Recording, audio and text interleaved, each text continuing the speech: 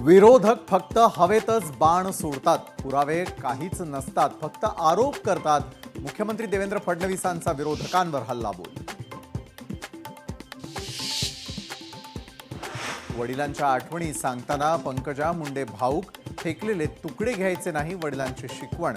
गोपीनाथ मुंडेंनी कधीच पक्षाची प्रतारणा केली नाही, पंकजा मुंडे यांचं वक्तव्य. नाशिकमध्ये शिवसेनेच्या बैठकीत राडा. बैठकीमध्ये 2 गट आपापसात भिडले. दोन्ही गटात शिवीगाळ, तुफान हाणामारी. 15 ऑगस्टला रायगडमध्ये मंत्री आदिती तटकरे ध्वजारोहण करणार. राज्य सरकारचं परिपत्रक जाहीर. तर नाशिकमध्ये मंत्री गिरीश महाजन ध्वजारोहण करणार.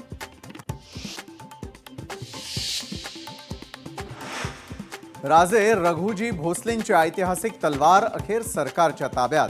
लंडनमध्ये सांस्कृतिक कार्यमंत्री आशिष शेलारांकडे तलवार सुपूर्द. 18 ऑगस्टला तलवार लंडनहून मुंबईत आणली जाणार. खेडमध्ये कुंडेश्वर दर्शनाला जाताना भीषण अपघात. 8 महिला भाविकांचा मृत्यू झाल्याची माहिती. जखमी महिलांवर ग्रामीण रुग्णालयात उपचार सुरू.